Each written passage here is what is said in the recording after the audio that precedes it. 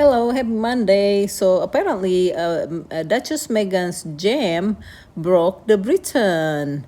So I found this article from unpacked4.wordpress.com, written by JP Caonabo.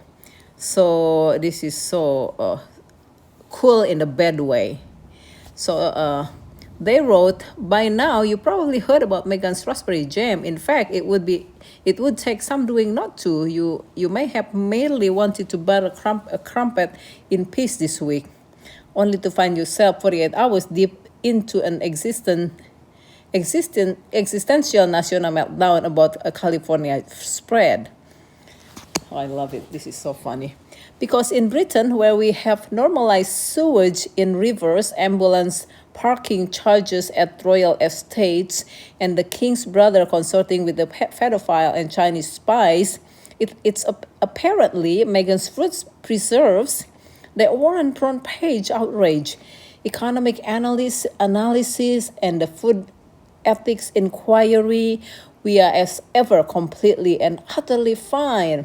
Let's take a moment to appreciate the absurdity here, not content with reviewing the gem.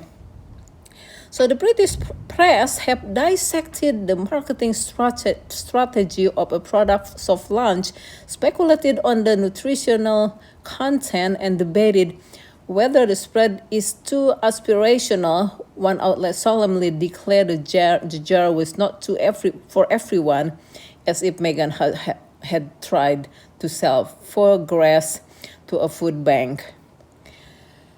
So, well, thanks to them, it's like everybody talking about this for days since Meghan launched this her as ever products, and it's good for her and for Netflix, because they keep talking about it, and people will be wondering about it and finding out about it.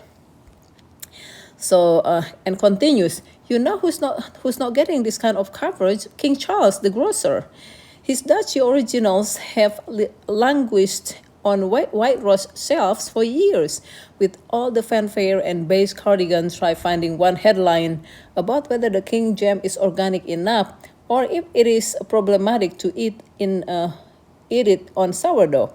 Dutchy is the monarchy's best kept secret, mainly because no one outside the horse and hounds crowd knows or cares. And everybody talk about Meghan's jam, which she doesn't even sell it in Britain, and they all talking about it. But guess what? And it's free publicity for Meghan. Good for her. So, and if you thought royalists might leap to defend their sovereign's own spread, think again. Faced with Meghan's hot-selling launch, many of them opted to the ultimate betrayal, loudly declaring their loyalty to Bon Maman. That's right, French jam. Viva la confiture. How do you pronounce that? Vive la confiture. Death to the Duchess spread. Unbelievable. Can you believe that? So this is what's going on in Britain, Prince William's tenants living in the molds houses. No, they don't talk about that. And then King Charles, renting a place for the ambulance, for the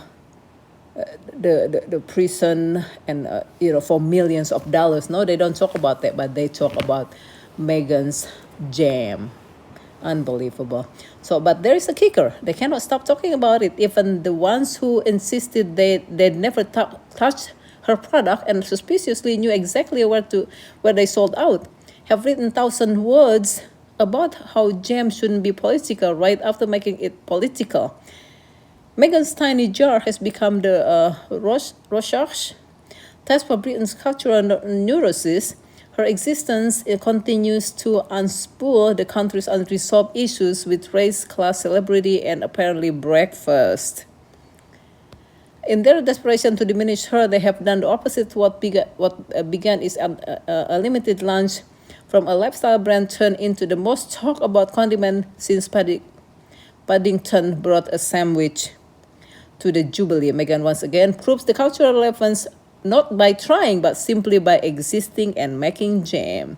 There you have it, the latest from Meghan's jam. Thanks for watching. Please subscribe and like.